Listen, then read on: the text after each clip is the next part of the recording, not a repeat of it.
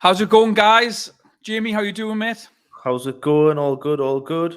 Just going to fire this up inside of the group just to make sure that we are definitely live, just to get a few people onto the live today. And any questions that you guys do have as we're going through this Facebook Live, please just drop them in the comments. And like always, if you guys are watching this on a replay, all you need to do is do hashtag replay, and any questions that you have, make sure that you tag Jamie or I in the comment section. And what we're going to do is we're going to answer any of those questions for you. I'm just going to do a tag in the group to let everyone know that we are live. But in today's live, we're doing a bit of a different one today. We've got Nicholas May from NMay Photo and Video, who is a wedding videographer and a wedding photographer. And what we're going to be doing is we're going to be doing a live Facebook ads walkthrough, so everyone can actually see the process that we take when not only we're running our own ads, but we are running ads for our customers as well. And what this is going to do, it's going to give you an insight of how you need to break down any ad campaigns when you are running them. But we're not just going to be focusing on data. We are going to be actually looking at creatives and talking about ad copy and where you send it, people when they click on your ads, and how to optimize your ads for your end goal, which is obviously to get leads and then convert those into bookings. So I'm just going to go, we are live. I'm going to hit that, and everyone should be getting a notification now, and that should start pulling more people through. But we do have a few people on already, guys. How is everyone doing? Let us know in the comments who's here. I was going to say I've got one comment, but that was actually me just tagging everyone in. So let's just kick off. I'm just going to bring Nick into the live. And there we are. I think that might be the best view. Nicholas, how are you doing, mate? Myself in the screen to make sure I'm on. Yeah, I got to move over a little. But which one's better? Is that one better? That might be a better one, isn't it? The three that way. That might work. Nicholas, how you doing, mate? It's all good? Yeah, all good. Thanks. All good. How are you guys? Yeah, doing great. Thank you very much, mate.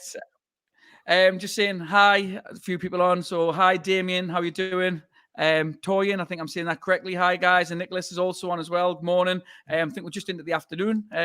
So, yeah, all good. Any questions, get them in. But what we're going to be doing, like I said, is we're going to be doing a live audit of Nicholas's ad account, but then we're also going to be talking about Facebook ads in general for the wedding industry, so specifically for photographers and videographers, how you guys can optimize your ads to start getting more leads to convert those into bookings. So just to kick off, Nicholas, I don't know if you just want to tell us a little bit about your experience with Facebook ads and kind of what you've been doing, how long you've been running ads for, the type of results you've been getting. Is it working for you? So I'll just hand it over to you if you want to give us a brief overview, mate. Yeah, for sure. No worries. So it's been working well, to be fair. I started in 2019. I think it was literally like the 1st of Jan 2019. I was like, New Year's resolution, gonna actually make this effort with Facebook ads. Fired them up, and I basically went from having maybe like 5 bookings for 2019 to ending with 60, and primarily from Facebook ads. So worked wonders. Was at a slightly lower price point, which obviously helps as well. But yeah, it basically allowed me to quit my full-time job, and here we are doing this. Probably, and I've had this chat already with Billy, but I've at the point where I haven't done enough with my ads. It's almost the exact same thing that was running from 2019. It's still bringing in some inquiries. It's still bringing in bookings at a slightly higher rate as well. But I have found Facebook to be great, and I know that there is way more that we could be doing with it. Yeah, and that's what we'll get into today. So we'll have a look at your ads, and then hopefully we'll be able to, we definitely will be able to suggest kind of improvements on things you can tweak and how you can optimize those campaigns to kind of just leverage the best strategies that are working right now on Facebook. Jamie, I'll hand it over to you. I don't know if there's anything you want to specifically talk about. Yeah, no, it's we'll go over before we dive in. What was the just for everybody else watching, Nicholas? What kind of how did you get started in terms of the videos or images that you were running? Like, what kind of inspired you to run what you were running? Obviously, it worked at the time. Were you just running show reels, or what was it that was working? Yeah, so basically it was a show reel. So I'd done. So 2018 was when I actually started doing weddings. So I had maybe a handful of weddings, threw them together into a show reel, and pretty much put it up. I was using the message option, so rather than like trying to drive people through to the website or anything like that, I basically pushed them through to Facebook Messenger. And then I don't know if it's come back, but at one point they took that away, or made it like too hard to basically judge no stats were coming through, and I went to that lead generation sort of side, which is how it runs now. Yeah, basically it was the GDPR stuff that badgered all of that, but yeah, a lot of stuff has changed. I think sometimes when and obviously we'll go into this, but like sometimes it's people forget that not just like the platform has changed, but also like consumers have changed as well over time with what's happened. So it's not just things that, and even though this is kind of still working, like you said, to a degree, it's always good to not just keep up, but change with the consumers, because it's kind of like in a sense of back in 2019, if a lot of videographers were running show reels and it was working, then that will change consumers. They will get used to seeing them, and then they won't stand out anymore because, you know, everyone ends up doing them. And that's kind of generally speaking in every industry what happens. So once like one or two companies will find what's working, everybody else will start to catch on, and then consumers will change it, and you know, people will have to get creative and come up with new stuff. But yeah, so other than that, go ahead. No, I was just going to say, if anyone's got any questions as we're going through, and one's already come through, I was going to say, if you want to address any for Nicholas, he's happy to answer any questions as well. And one's already come through. So it's just from Robert. So hi, Robert. Thanks for jumping on. He's just saying, Nicholas, how long was the show reel ad that you had running, and did you have music on it? And can we see an example of it, please? So I don't know how long was the show reel, Nicholas? Now you're asking. Honestly, I haven't touched it for so long, I can't even remember. But the way I had it is, it was basically like the chronologically through a wedding, but taking cuts from loads of different weddings. So it'd be like loads of, you know, the first kiss, loads of, you know, some couple shots, that sort of stuff, loads of dancing, and then ended. So it went like that. Yes, it had music on it. It was just one track that was basically cut to. I probably did it in a bit of a lazy fashion as well. I just took all the highlights that I had done that I wanted to take bits from and just literally cut it, taking no audio or anything from that wedding, and just putting a music over the top.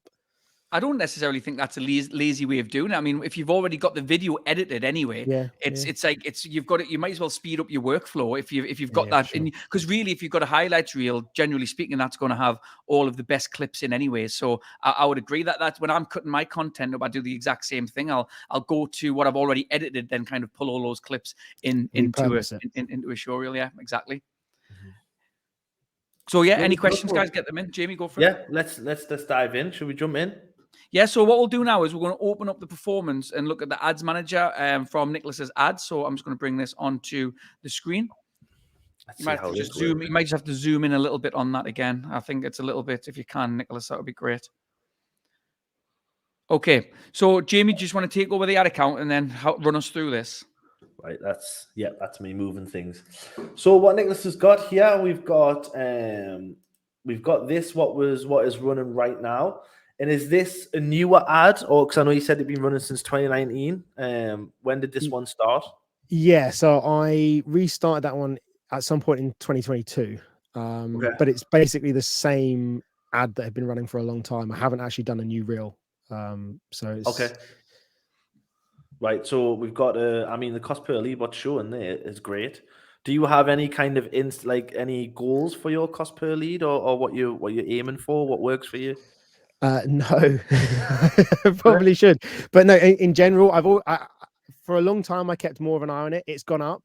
I remember it when you were saying how things have changed and like people's habits have changed, and obviously competition. All these people that are watching, I'm sure a lot of them have ads and maybe are doing similar things. It used to cost about £3 per lead, so it is like sort of 3 times that now. I think so. Getting the goals and getting the figurative, and this is not just for you but for everybody. This is, and we go through this regularly with coaching customers, is that it's one of the most important reasons to have that black and white goal inside of, you know, whether like this is the maximum I can pay for a lead, is to make sure that your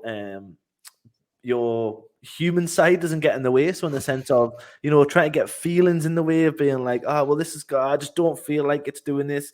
A lot of times emotions can get in the way of going through the actual data and being able to say, okay, this is doing well, this is working, this is not.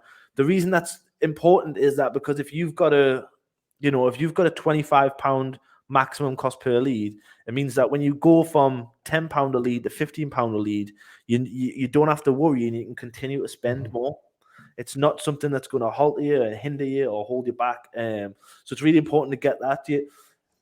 From these leads, where do you, just before we dive into the ads, where do you take people from here? How do you handle the lead from these? Yep. So at the moment, I've got Zapier, like sort of integration thing. So basically, every time a lead comes in through the lead generation, it pings it over in an email effectively. And it's from there that we then sort of start having a conversation with them, whether that would be booking a call, whether they just want a price and we give them a price, because obviously this doesn't give any information in terms of my costs or anything like that. Then that is how we do it. But yeah, so it works quite nicely that we just get an email and basically can action it from there. We get their phone number, we get their email address and all that. Just in case anyone missed that in the beginning of the leads as well, that Nicholas had generated like over 140 leads on that particular Facebook ad. And I think, what did you say it was, about £3 a lead? And I mean, if I could get £3 a lead now, I would be absolutely over the moon. Yeah. But I mean, like I've been getting really good results on my ads, and like, I'm happy as long as my conversion sticks at like between 30 and 35% of every lead that I speak to. I'm happy for my lead cost to go up to like 40, 75 pounds. Like if I can get a 30% conversion rate, I'm happy, because I know that I'm really making good money. And that's why when Jamie and I were talking on a previous live about like the correlation of knowing your numbers between your lead cost and your conversion rate, this is why it's so important to know those numbers. So if you don't know your numbers, Jamie actually posted inside of the Facebook group a loom breaking down how you can work out all of your numbers. Yeah.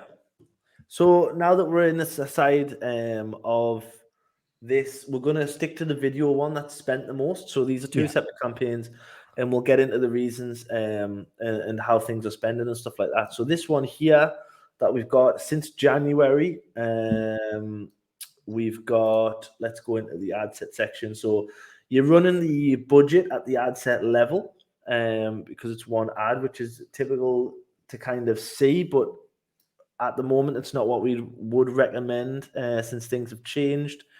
One thing to look at here now that we're looking at is to look at the trends. So we're looking at the trends as far as since we're looking at January to now, we can look at the date and how things have spent and all that kind of stuff. So we can see since April, the cost has went up by about 50% from the previous month. So, that's indicative of competition. April being wedding season coming up, there's going to be a lot of competition. Just for everybody watching, whereabouts are you based, Nicholas? I'm in Surrey. Yeah, so there's going to be heavy competition, I'd imagine.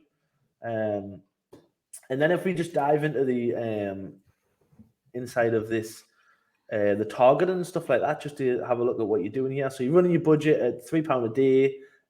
You've got your start date, no end date, that's fine. You've got here you're targeting people just based on location, which is great. Age, gender, relationship status. So we've got the engaged relationship status thing here. One of the reasons I want to open this up, I mean, we would look at it anyway, but we can see that the frequency is a little bit high.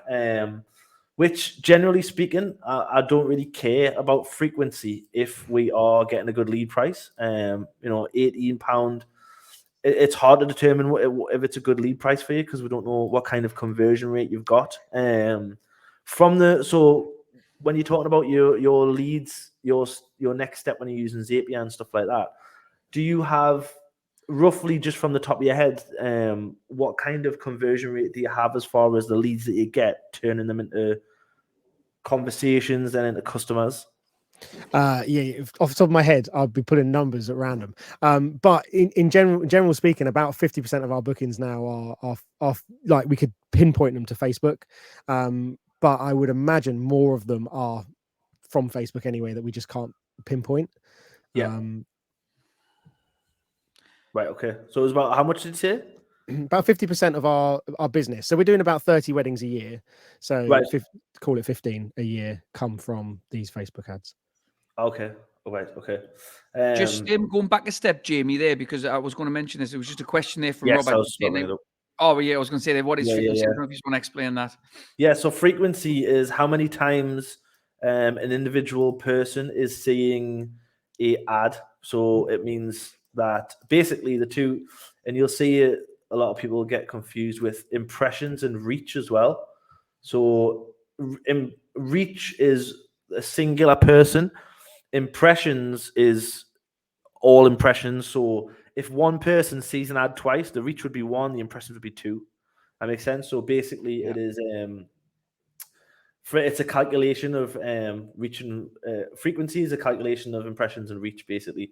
So what we'll see is we can see that it's going up there again. If you're getting, if you've got a gold cost per lead of £25 and you've got 18 pound cost per lead and your frequency is high, we don't really care. We're only bothered about it if it's looking like it's a problem. For the most part, a lot of these other metrics, and I know people are saying in the comments that it can be confusing, especially if it's new. It just looks like this giant spreadsheet. You can basically just ignore a lot of the metrics, because the more attention that you pay to a lot of metrics, sometimes the more confusing it is, because then you've got to balance them against others and all that kind of stuff.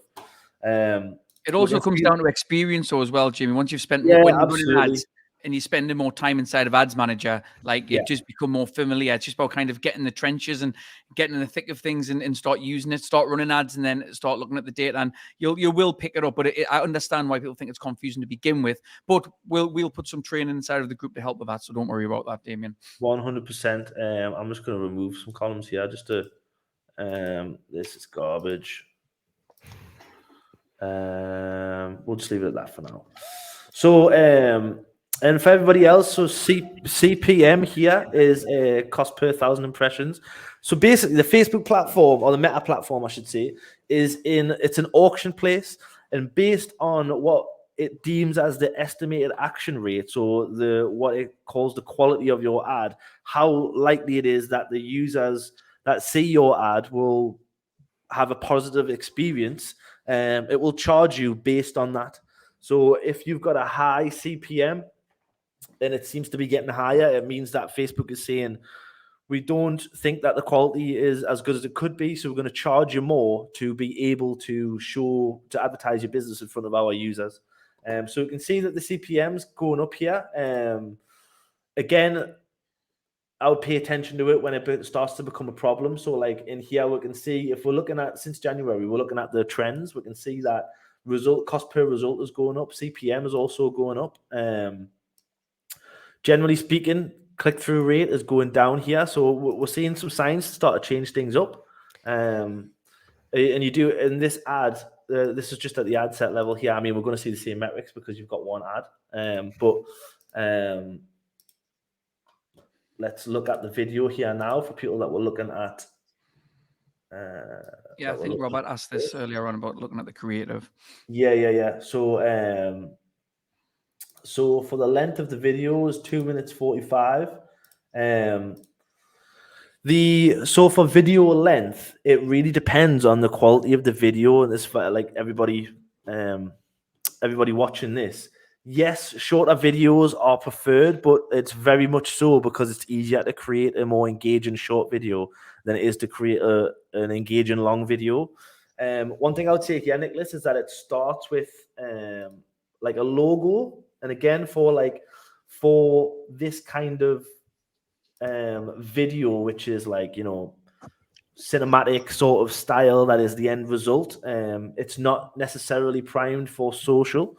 So generally speaking, you've got about 3 seconds until somebody clicks away, and that's absolute maximum. So you've got to do something that grabs their attention.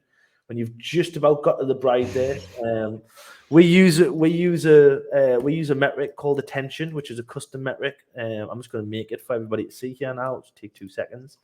Basically, what it does is it measures how many of the we call it attention or thumb stop, because that's the first goal. You do the absolute first goal of your ad is that you must grab people's attention first. You can't possibly get people interested in anything without grabbing their attention.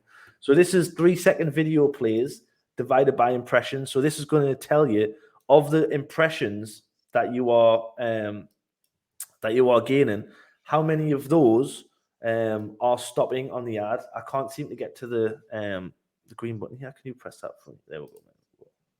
All right, okay.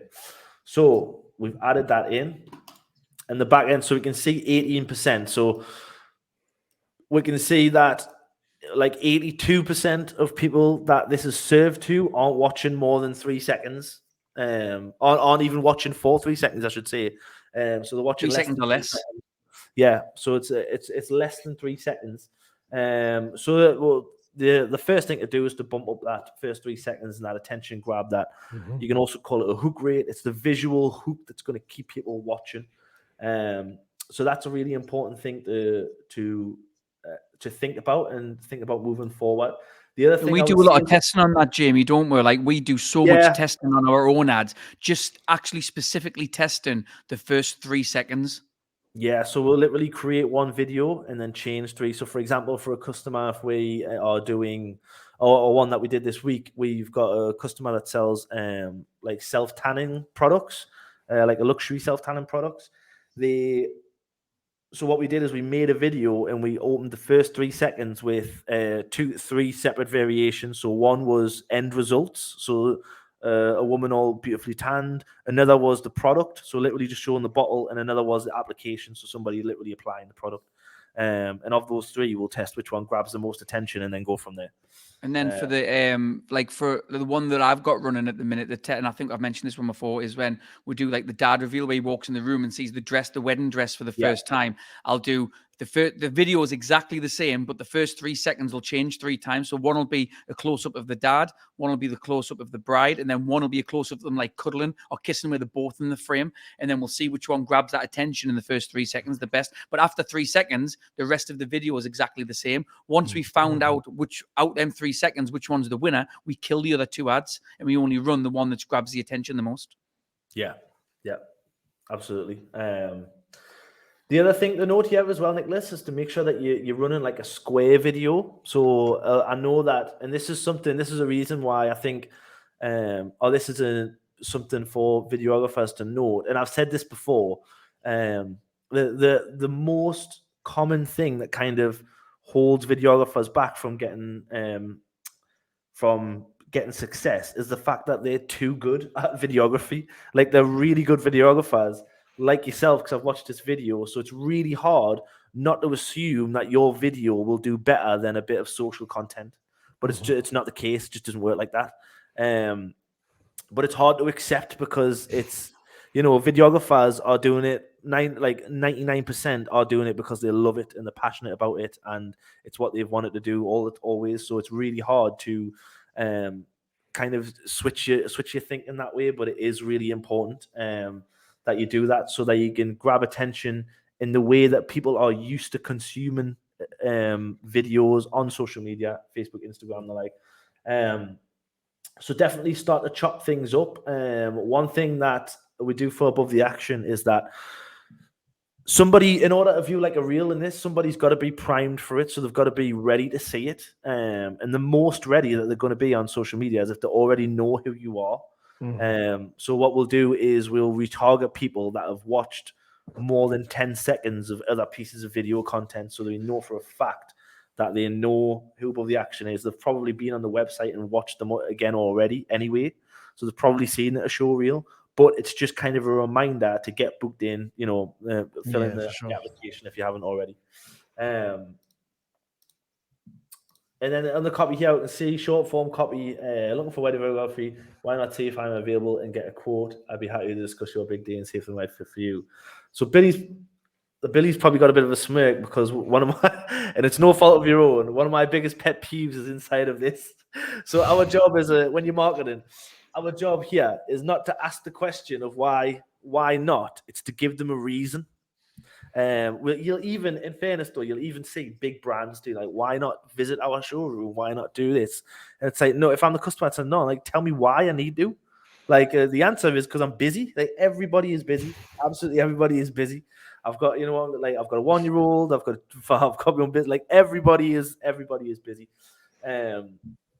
So the primary thing here is to think about the customer, make it about the customer. So if somebody's looking for wedding videography, and actually on that point, nobody is looking for wedding videography. Nobody wants wedding videography. What they want is somebody to capture the emotions and the moments of the most special days of their lives, or one of the biggest days of their lives. So you got to kind of think in the customer's language too. Think about how they think about it, in that sense, how they want it to, how they talk to their partners about it, the language that they use. Think more about the dream outcome rather than the information. So I would class, like, wedding videography is technically the information, but I don't want a videographer. I want somebody that is going to capture the day in the most magical way possible, if that makes sense. Before we go any further, just into the next kind of copy, I know we've got a couple of questions here, so we'll dive in here. Damien say, "What is a good daily spend? Is Nicholas spending £3 a day?" So on this particular ad, it was £3 a day, wasn't it, Nicholas? Yeah, he was just testing £3 a day. We always recommend a good daily spend to be about 3 times your goal cost per lead. Now, if you've a lot of times it's not always achievable. You might not have that much to test with, which is totally fine. It's absolutely fine. But the understanding is that, or what you need to understand is, obviously, the less you spend, the longer it's going to take to get in front of people and actually get results. So we always advise to try to spend as much as possible. Don't spend more than you can, though. You don't need to risk. You don't need to put everything at risk and just push all your chips on black and start testing. But do spend as much as you can, and use our Thunderdome system. That there's another video that Billy has done inside the group as well. That is a way to run multiple ads, but make sure that Facebook only spends money on the one that is likely to achieve the best results. So you're not spending in various places. A little bit actually like you're doing in here with the 2 separate campaigns, Nicholas. The Thunderdome method will kind of leverage the algorithm in the best way to get around that. So yeah, I'll post the link in the comments, Jamie, of the Thunderdome video, so people can look at it. Perfect. Yeah. So for daily spend, definitely try to get at least like 1 times your cost per lead, so that you're getting a lead every day. I know you used to get £3 leads, Nicholas. But I don't think it's gonna happen. I mean, touch wood. I'm knocking on wood for you. But yeah, so short video. Jamie, what I was going to do there is I was going to jump to Robert's question that came in, because it's linked to what you've just been talking about. Okay, yeah, and I'll jump back to you, though, and just with you talking about spend. Yeah, great. He's basically saying, is it better to spend less per day over a longer period, or more per day over a shorter period? Which is an excellent question. Yeah, it is a good question. I would say it is much better to spend more per day over a shorter period, but only as long as you can afford it.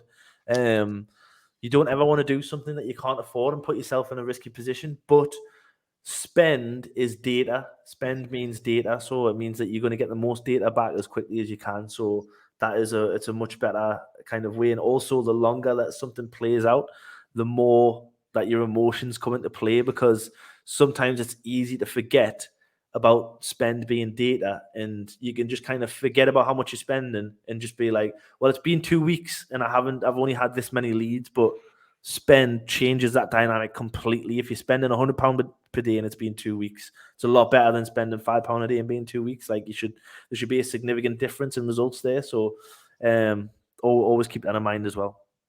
And then Damien's asking, and I think this is just referring to when you had Nicholas's ad up, just saying that. So when you mean short video, do you mean 30 seconds or 1 minute?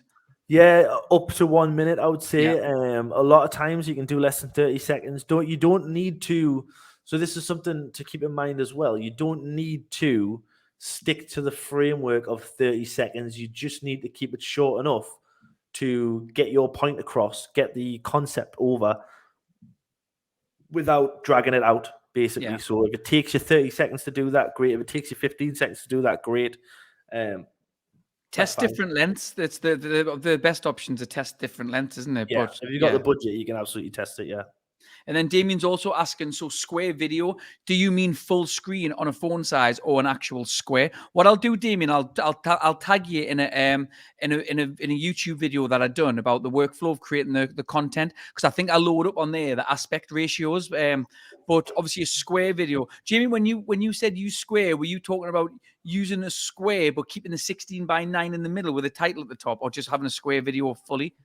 Yeah, so if you are working from show reels like this that are, I mean, this is in 16:9. What kind of ratio is this, Nicholas? What would you call this? It's like 2.35/1 or something. It's I'm tiny. surprised Facebook allowed that, actually.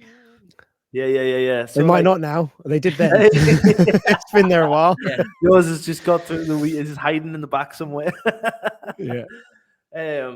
So if you are working from stuff like this, the best thing you can do is to put it in a square, because if you try to basically cut out a 16:9 frame out of this, you're going to get like a really small portion of it, and it's just not going to work. If possible, always do 9:16. That's what I meant. Sorry, 9:16 vertical, so full phone length. And then keep all of the information, any text overlays that you have, or keep the shot framed in a way that is everything is happening inside a square, because it will be cropped that way on the feed. So it will be cropped in a sense. Now, I know that a lot of people won't understand what I'm really saying, but I've got it on the workflow video. What we've got is we've got an aspect ratio graphic to kind of show you the different aspect ratios for social media. What I'll do is I'll post the graphic into the groups after this live, so people can see the different aspect ratios of what we're talking about.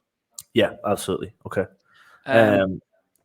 This is from Natasha. So Natasha is just talking about, I think this is about the ad copy at the very beginning that you were talking about. So what type of text would you suggest as an example? So if we just jump back over to Nicholas's here, I always zoom in, Nicholas. Let me try and expand this here. Oh, you're muted in certain countries. Don't worry about that. So what we've got here for Nicholas is obviously he's looking for wedding videography. Why not team and be able to get a quote? So for this opening line, what you want to do is really hook the person in and grab their attention. It might actually be worth, what we'll do is we'll try and build some frameworks and post them inside the group that you can kind of slot in. But basically you want to, the text has to really hit home, like really punch home. I think the things that we use inside of above the action for police business is things like sometimes it's very related to the concept of the video. So what we'll do is we'll run initial, the dad reveals and stuff like that. So it'll be a dad reveal, and the top of the text we'll say something. It's actually a quote from a customer that says, "I'll never forget the look on my dad's face when he see me in my wedding dress. I'll cherish that moment forever."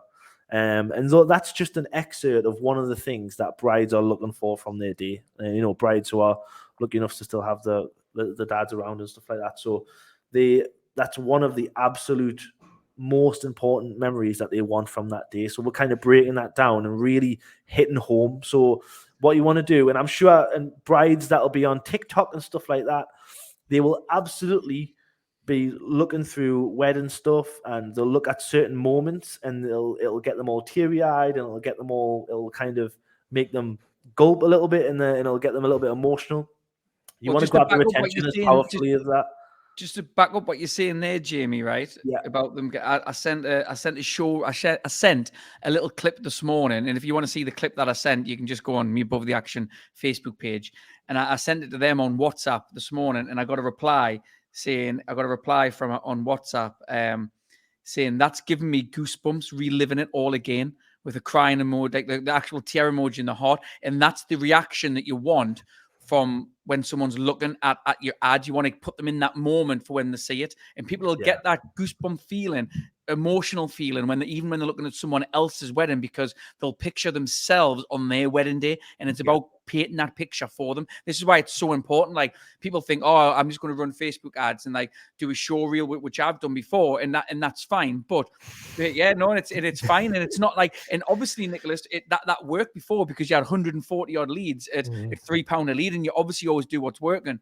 But because we're in this such a big change in social media the last 12 months, like of vertical content, and people are wanting those short 15 to 60-second reels, that's why you can leverage this to your advantage and create them before showing them your show reel. You can get them interested with them little snippets, like the dad reveal, the confetti shots. Then you give them the full wedding video, like we've discussed on these other lives. Yeah. So we'll just go back into the copy a little bit more before we go any further. By the way, and Nicholas is obviously, for everybody else watching, and you, Nicholas is obviously not just brave enough to come on, but he's shown the determination to grow his business and come on here, which is an amazing thing. And before we do dive in, let's just point out in the last 30 days, he's got like an £18 cost per lead. It's great. That's the like. Obviously, we haven't got into his numbers and stuff like that of how much he converts and what he needs that to be.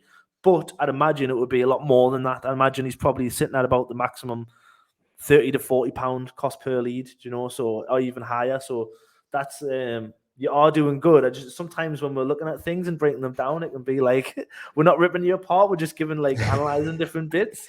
But yeah, I just want to make that clear.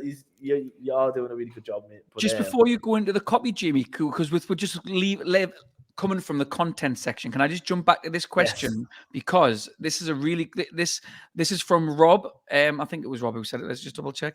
Yeah, Rob. So Rob's just saying, so regarding the vertical format, check out the auto framing in Premiere Pro. It will select the best part of the frame to show when cropping the vertical format. Now, I've seen someone, Rob, actually talk about this on a TikTok video, and I've not tested it yet, because what I normally do is I'll drop it into a 16:9 video and then change the sequence to 9:16. But I've got it on my list to test this auto framing in Premiere Pro that's the people can now use, because I've heard that it's excellent and it works really well. So I'm absolutely going to try this out. And if anyone else has tried it, let us know in the comments what you think about it, because I'm all for, if there's software out there to speed your workflow up, to make it easier, I'm all for using it, because everyone is a video editor, regardless if it's video or even a photo editor.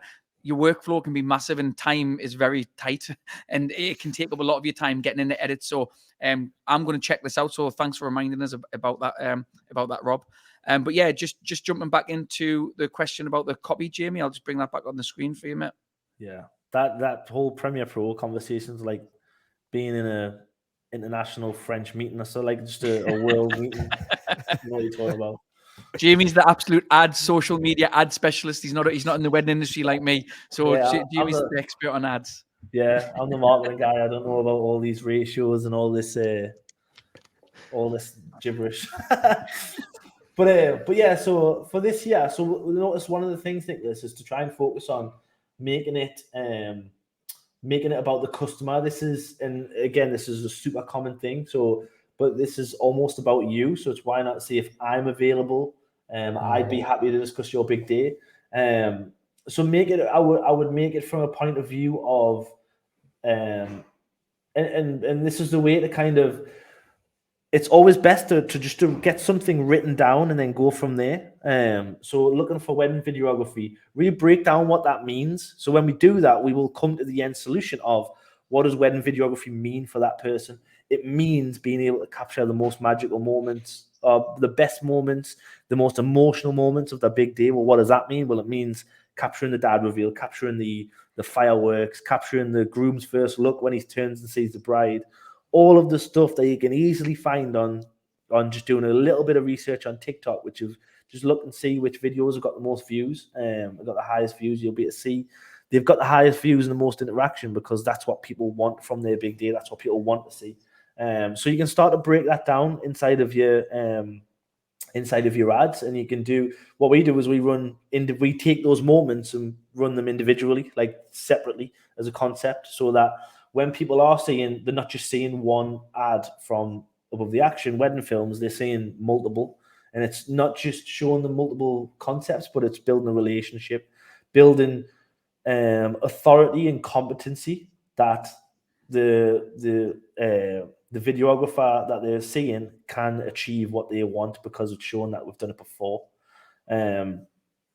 So and I know it kind of went off track a little bit there, but going for a copy open with something that is going to be specific, that is going to hit them in the chest and stop the scroll. It's going to be something like another one that might be amazing would be like, and this is a little bit more niche, but like if you are niching into Asian weddings, you could make sure that you show something that's very specific about that. If you've got a clip of like a little kid that is like a flower girl or a flower boy that's coming down the aisle, that will always stop people and choke them up. All those kind of moments. But I would be more inclined to speak specifically to a moment rather than addressing the entire. Rather than just addressing, I mean, you can. I think one of the bits of copy that we use, Billy, this gives me memory now, but it's the opening line is capture every emotion and relive every moment. Yeah. Capture every emotion, relive every moment, even the ones you miss. Even the ones you miss, yeah. That's a huge thing for people. They're so scared about missing things on the wedding because they know everyone kind of is in different areas of the room. And that's one of the things like, it was a videographer. I want you to not always be on me. I want you to capture me friends and family. Yeah, and then another thing that I've seen as well, and this what happened at my brother's wedding, was and he didn't have a videographer that captured this, which he always wishes that he did, is that when the bride and the groom are getting ready, oftentimes that is the time where they open like a wedding gift from each other. Yeah. So they want to be able to see the other person's reaction. So that is a big thing. That's a big moment for them because it's the only way they're going to be able to see it in a sense, unless somebody just videos it on their phone, which is never ideal. But yeah, there's a lot of different ways you can kind of dig in there. So I would always try to dig in, and if you're struggling to try and think of them, just go through reviews. And it doesn't have to be your reviews. It's better if it is your reviews, but just go through reviews.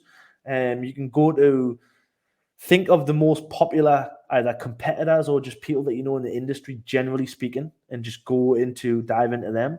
You can even go into, a good thing to do would be going to try and find the biggest wedding videographers in America and check out their reviews, because generally speaking, Americans are more dramatic in a sense. So they'll be a lot more descriptive and you can kind of pull different things from there. So just kind of pull things from that sense. It's always really good place to look at using the customer language as inside of your copy. So like Billy said there, what was that WhatsApp that you got? It's giving me goosebumps watching it back. And I'm literally I'm going to use that as a quote in the new set of ads that we'll launch today. I'm going to have an ad that has that on 100%. Yeah. So do you want to say looking for wedding videography, or do you want to say something along the lines of relive every emotion, relive every goosebump? Do you know what I mean? Relive every hair-raising moment, all that kind of stuff. You can kind of see how things kind of just appear inside of stuff when you start to just look a little bit deeper and kind of swim through the data there. But I would always be more inclined to run a little bit more specific, just dig in. So we've actually got a sheet that we'll share as well. We call it the so what method. It is something so it's basically a way to get the benefit out of a feature. So you'll see it might be wedding videography, and then it's the feature is the thing, and then you see benefits, and then you'll list a number one benefit, and then we just ask the question, so what, 3 to 5 times, and you'll end up coming to an answer that is much more emotional. So I think in the examples that we've got on the sheet, one of them is like weight loss, and the first so what is that so you lose weight, and it goes on, and then it ends in you'll fall back in love with yourself and finally be able to start dating again. Now that is a very specific avatar. That's something, and for good reason. But that's the kind of outcome that you can come to. A more famous one is when Apple first released the iPod. For those of us that are old enough to remember the iPod, the initial advertisement was 128 gigabytes of RAM. Now, to most people, it meant absolutely nothing, garbage. And what they ended up doing was 1,000 songs in your pocket, which in those days when we were all carrying CD Walkmans around and they were jumping when you took a big step, and they were skipping when you took a big step. That was a massive thing. Having 1,000 songs in your pocket, that was a huge hook. That was a really big advertising play. So That's the kind of results you can get. We'll make sure to share. We'll share that worksheet as well, the hook worksheet. That'll help you get to that. So that'll help you to overcome your copy here as well. But again, quick question. Sorry, just to jump in whilst we're chatting. Absolutely. So in terms of, because obviously you talked about breaking down the moments, and this might be something you want to address on a wider thing, but it'd be good to understand how do you do that in a way that spreads your budget nicely. For example, you don't want all your money going on that initial interaction if you've got remarketing in place, and if you've got a daily budget across the board, how does that sort of get handled? Yeah, so we use our Thunderdome method, which is, again, Billy's got that YouTube, went through it on a YouTube video.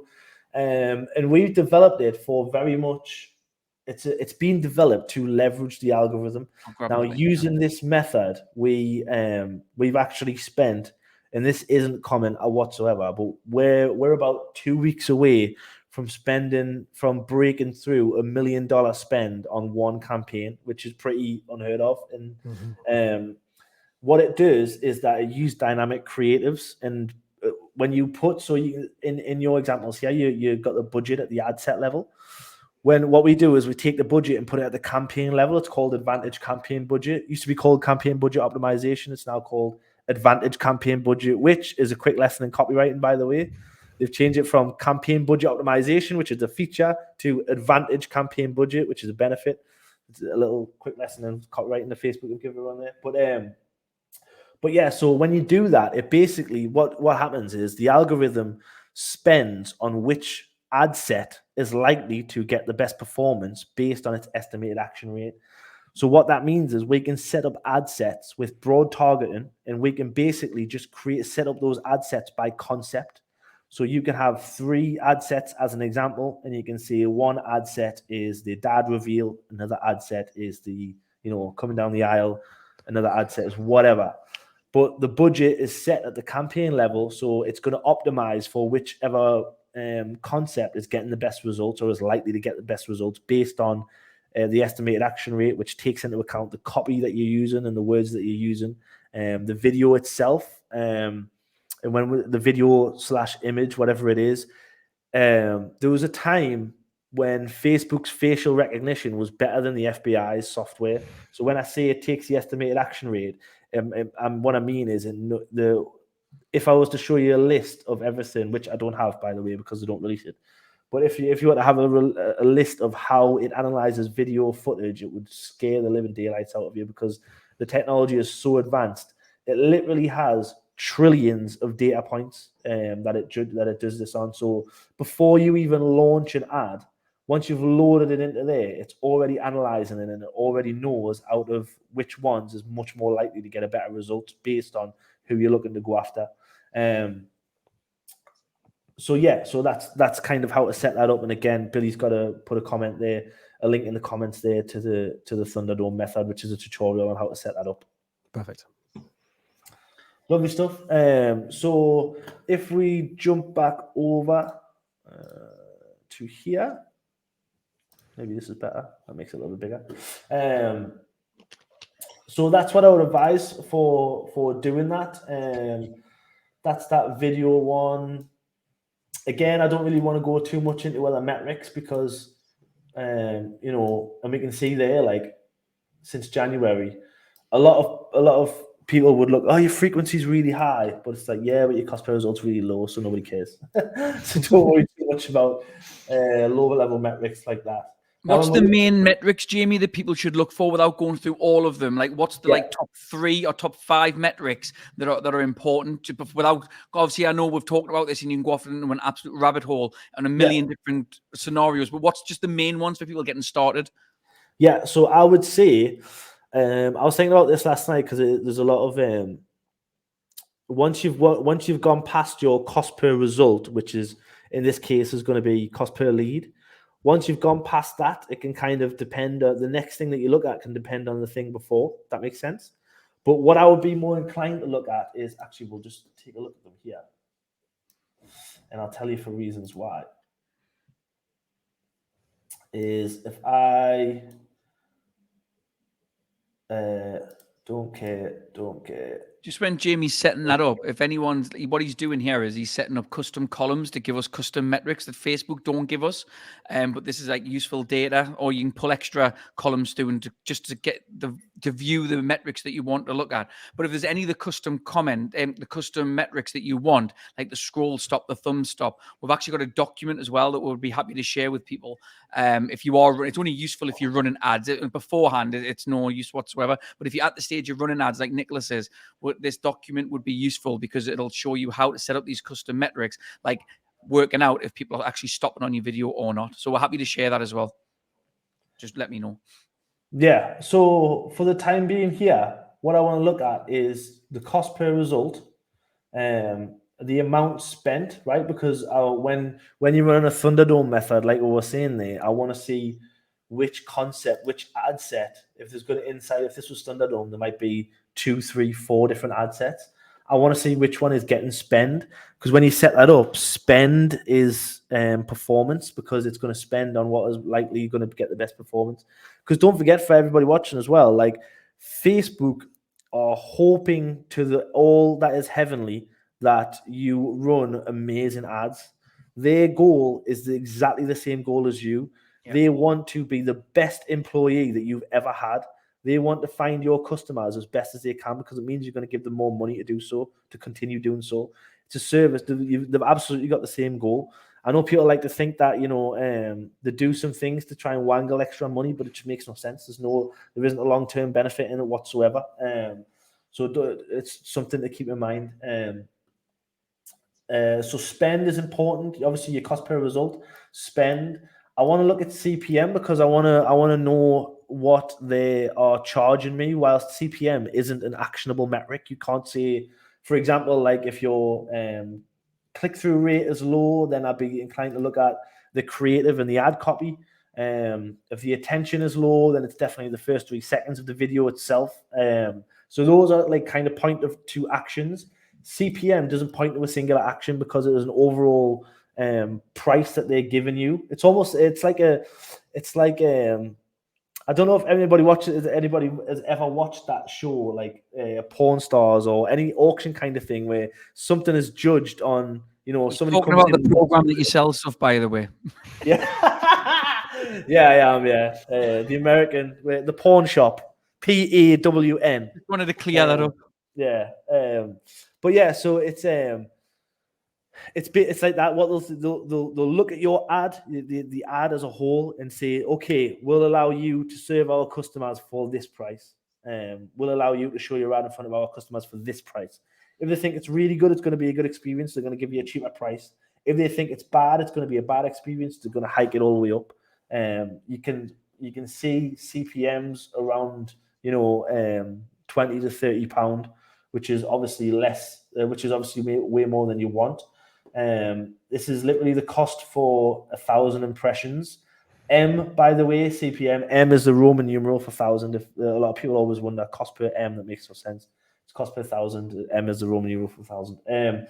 So that's something that I want to look at, because it's basically Facebook telling me what it's ranking the quality of my ad as, and the campaign and the ad set in general. And then I want to look at its performance. So the click-through rate, is it stopping attention? Is it making people click through? Once people have gone to the landing page or gone to the next step, which in this case is the lead form on Facebook, the job of the ad is done. That's it. It's over, generally speaking, because I could see, well, you don't want to like run clickbait and be like, oh, well, we've run clickbait, and then the job of the ad is done and they're on the landing page. It's got to resonate. It's got to people have got to get over there and see what they expect to see and hope to see once they've clicked on the ad. But what I'll do is I'll create a sheet. I'll create a worksheet or a custom column setup, a really short column setup for Get Seen, Get Booked here, and we'll put it inside the group, so that you can kind of get rid of all of the confusing metrics and just focus on the ones that are important. And I'll tell you what, I'll create that and I'll put a short tutorial inside of the group. So that's those metrics, and then what we'll do is we'll do a quick analysis. By the way, are these both going to the same lead form? No, separate forms. Okay. So this one here, Photography. And photography. This is running at the ad set level on the budget. Going to the instant forms. So this one's different. This is why it's not spending, right? So you've got a cost. Well, it used to be called cost cap, but now it's a cost per result. So you're basically what's happening here is that Nicholas has told Facebook, don't spend my money if you can't find leads for less than £3. Now it will, or for £3 or less. Now it will go. I think it will go about 20% beyond. On the low level, it goes up to about 8% over. On the high level of spend, but and you'll see that. Where's your budget? That shows you how much I autopiloted that. I thought I'd set a 3-day budget. Yeah. So this has been running for a while, and basically on some days, what we'll see here is that if we do a breakdown by, let's do last 7 days. Yeah, it's 26 pence over the last 7 days. So what it's saying is we're trying to find people that'll convert as leads, but we can't find them, so we're not spending any money.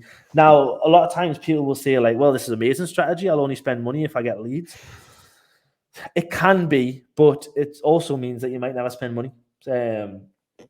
So you will always see a hike in CPM because you're basically telling Facebook only go towards the absolute highest quality customers or what you deem as high quality, and then on the ad, what you're doing is you're telling Facebook to narrow its findings, and it's going to charge you more to do that, and the way to do that is through CPM. So basically, if we look at, let's go back to the year, and has this been running since January? I think so. Let's just break on the month here.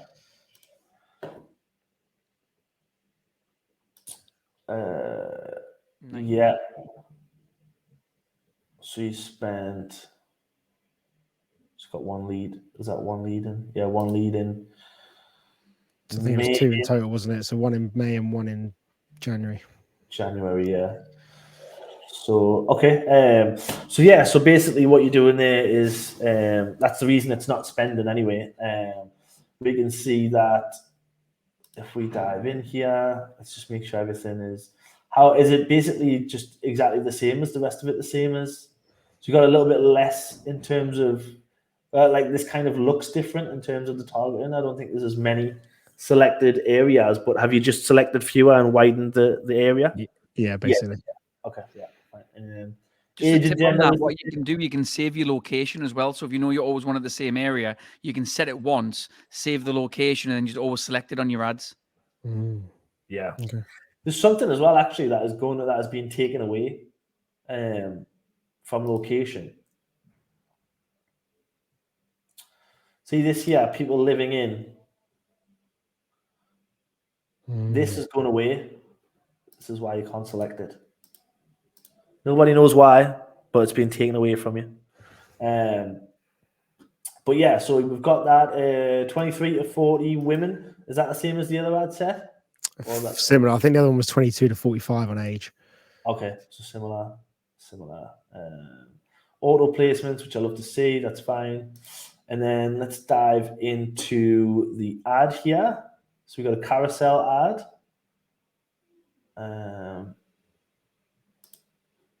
I don't know what's going on here. This is giving you. Can you zoom out a touch here, please, Nicholas? Yeah. So this is a recommended change, and this is something that in the ad space we would do anyway. But this is why it works. So basically, Facebook is recommending that you allow it to turn on optimization, basically auto optimization of your ad creatives, which will this one here, display carousel cards as video, which is basically just turns your carousel cards into a slideshow in order to help increase. It enables you to display it on different placements, so inside of like different feeds that don't have carousel cards, but also to people who prefer videos rather than carousels. So it means you can kind of go from there, and you'll have more placements, and it gives you more chance to convert. So if we look down at the ad copy here, one thing to note actually on the last ad, you had get quote, and on this one you've got learn more. We always find learn more performs much better because it's less of a direct ask. So we always use learn more. And then for the ad copy here, we've got natural and candid wedding photographer ready to capture your day whilst you enjoy it. So again, it's a little bit too focused on. I didn't want to do that. I just want to expand it. There we go. It's a little bit too focused on yourself, Nicholas. I mean, it's hard to judge because you had no spend on whether or not it was good. But for me, I would say if natural and candid is your style, I'm not entirely sure that what you don't want to have people do is burn too many mental calories to figure out what it is that you're saying. I think natural and candid photography is something that is an industry term, or much more of an industry term. But to the public, you might have to explain what natural and candid photography is.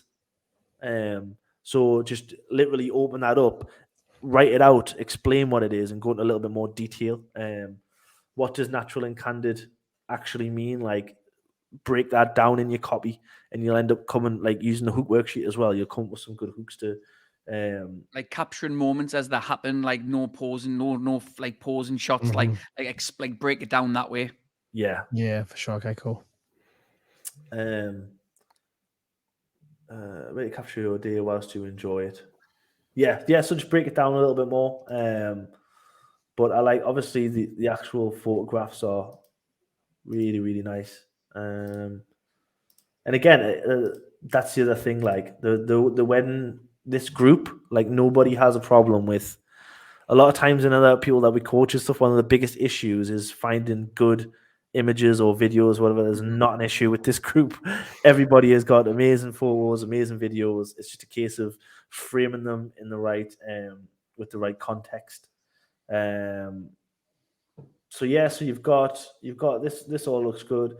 I would add your UTM parameters, URL parameters if you can. Again, we've got templates for that. It just means that if people click over to your website, you'll be able to track them via the ads and stuff like that.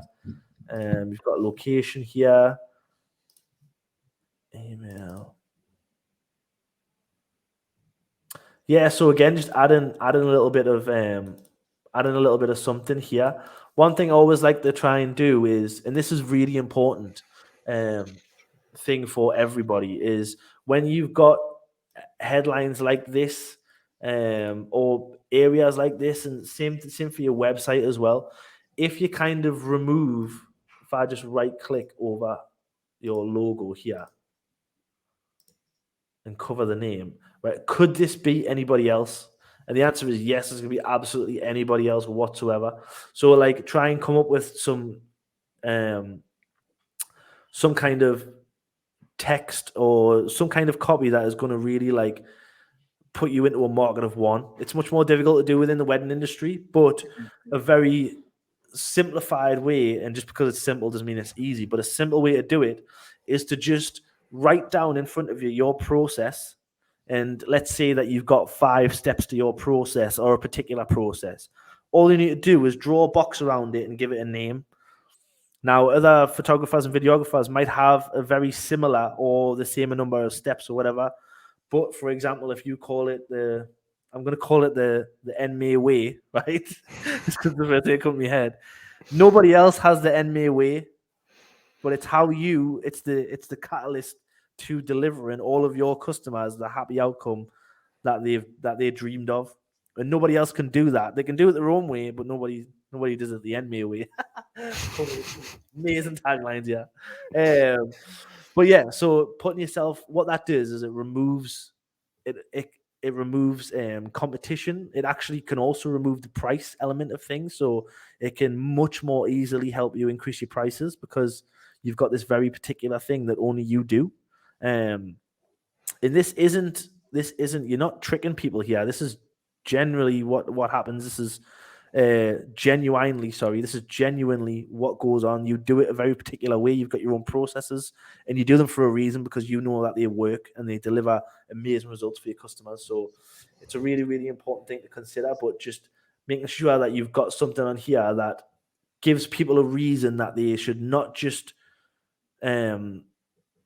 invest in these services, but invest in you specifically.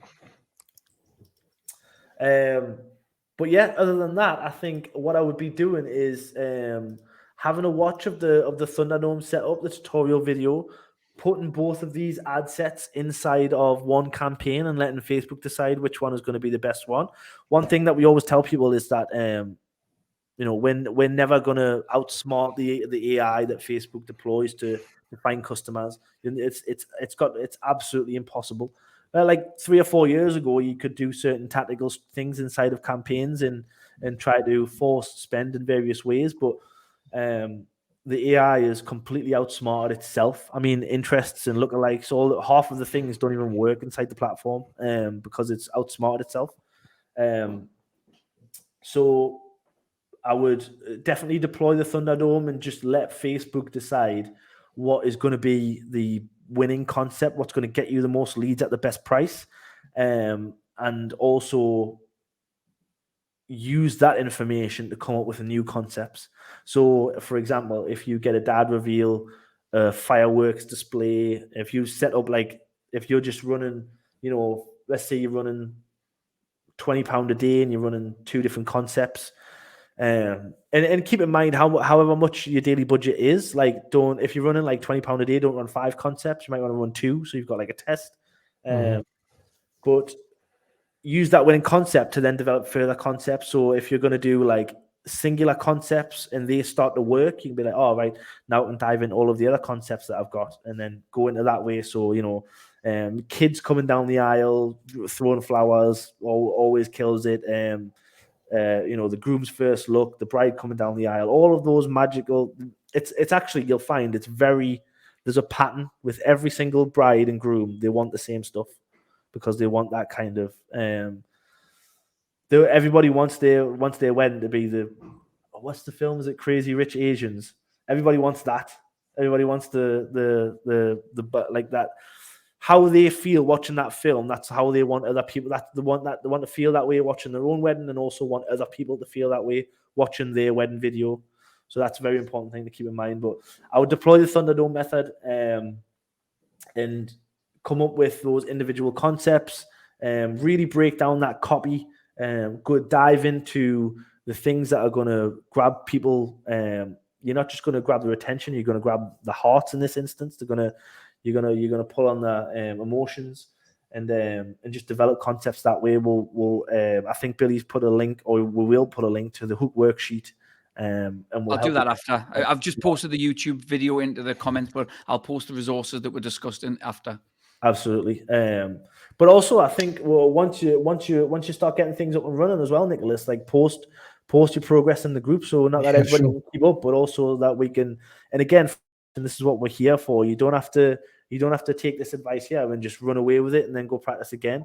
Work on it, and then before you spend money on it, throw it inside the group, and we can help you. We can continue to help you until we can literally get you to the point where, okay, we feel like this is ready to go. Launch your ads, and we'll literally coach you for free almost inside of the group, bit by bit, as much as we can help you inside of the group. We will do, but yeah, post your progress inside the group and go from there. We had a question from Robert. So Robert was just saying, so what is a good landing page? Is it the packages page or the contact form reviews page? And what I think Robert's talking about here is where to actually send someone from an ad. So once they've seen your ad and they click learn more, what's a good page to send them to? Well, it depends really on what your goal is and what you're trying to do.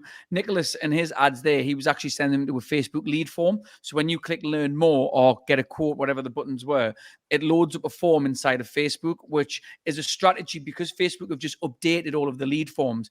We're actually on the above the action ads. We're actually about to test this. So we'll let you know how it works. But at the minute, the ads that are live for me, I'm sending them to a weddings films page. And the reason I'm sending them to the wedding films page is because all of my ads are vertical content. So they're all little snippets that we've talked about before, where we keep seeing the conversation coming up about content creators and why people are asking for content creators. It's because they want to consume little snippets on social media. It's not necessarily a full wedding video of 8 minutes, like a wedding's highlights reel that they want to see. So what I do is I get them interested with the short snippets. What I then want to do, once I know they're interested and they've clicked the button, I then want them to see my actual work, my wedding highlights. So what I do is I'll send them to my wedding films page. You could also send them to a packages page if it's a warmer audience, like if you're doing some sort of campaign where you're kind of retargeting the people, but if you are retargeting, you're spending money, it might be more of an idea to send them directly a contact page. So it depends on what level the audience are actually at. I mean, if it's a cold audience, I don't know if you could send them to a contact page, but I want them to actually have a bridge between seeing me vertical content and filling the form. And I want them to actually see my wedding kind of highlights films, which are 6 to 8 minutes long, because I want them to see what kind of work I can actually do. But before that, I need to get them interested. And this is a conversation I think we've talked about, Jamie, on every single live that we've had. We've come back to the vertical content. And it's so important because even inside of like the big wedding groups, and everyone in this group will be in the same groups as me, we keep seeing the same conversation about content. And it's what you mentioned before about how videographers and photographers want to show off the best work, the wide work, but brides who are getting married, they want to see social media style content when they're consuming content online. So this is why you've got to have the mindset of not what you or other people in the industry want to see. It's all about what people who are getting married want to see. And then after that, you serve them actual wedding highlights reels. And there's been some talk before in the group as well about like, people don't want to. People have said previously that you're there to shoot to somebody's wedding. You're not there to get your own marketing and stuff. But make sure that you are able to do both, because exactly. And think about it. Say again, sorry. No, I disagreed with you. Exactly. Yeah. I think that it's even worth hiring somebody that just films you, because think about like this: if you're a photographer, for example, every photographer posts their end result photos. Like every photographer, that means that you'll just blend in. Photographers will be hoping that their work stands out over the others, but from a bride's point of view, probably won't. They'll probably all look very good, and it'll be very hard to choose.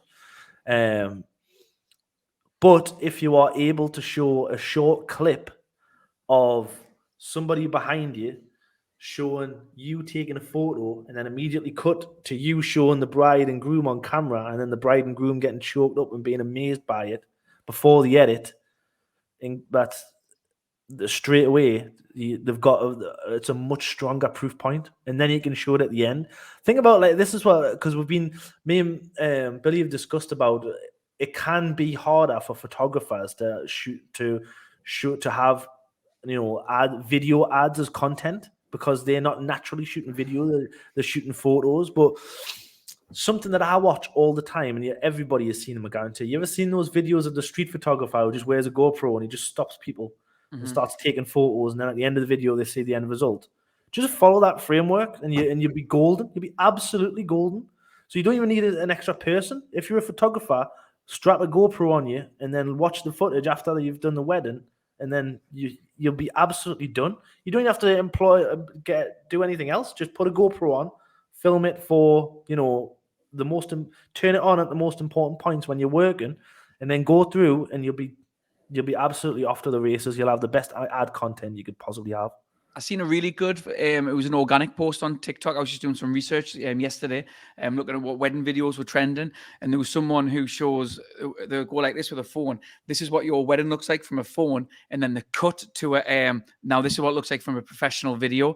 And I didn't look at how many views it had. It had 1.5 million likes. So the views must be 10 million plus. At a guess. I should have looked really. I'm going to go and find it, and I'll find how many views it's got. But just being a little bit creative with your content like that can be really good. Does anyone have any questions? I mean, Nicholas, do you have any thoughts that you want to kind of finish off on? If you anything you want to ask, anyone else got any questions in the comments? No, I think I'm good. I've got some pointers there, which is great to go away and start working on, and have a look at that Thunderdome stuff for sure. Yeah, awesome. Well, thanks everyone for jumping on. I know this has probably been the longest live that we've done, and we love staying on. So as long as we've got questions coming in, we're always happy to stay on and answer it. If you know any wedding videographers or wedding photographers in the industry who you feel like this Get Seen, Get Booked group would benefit from, or if you're inside of other groups and people are looking for marketing advice, me and Jamie would really appreciate it if you just point them towards our Facebook group, or you can invite them directly in, just so we can start helping more and more people and get more people on these lives. But if you're watching this on a replay, make sure you tag me or Jamie inside of the comments with any questions that you have, and we're going to answer them for you. Any questions that you've just got in general, feel free to post inside of the Facebook group. But we will be live again next Wednesday at 12 o'clock. So thanks everyone for jumping on, and we'll catch you guys next week. And Nicholas, thank you very much for your time, and thanks for coming on and presenting your ads and actually letting us go through them, because I know sometimes it can be hard getting other people to look at your work, but it's all good, positive criticism, and it's all about getting you more leads, mate. So thank you very much for your time, and we really appreciate you coming on. Thanks, guys. Cheers, guys. Cheers, Nicholas. Cheers, everyone.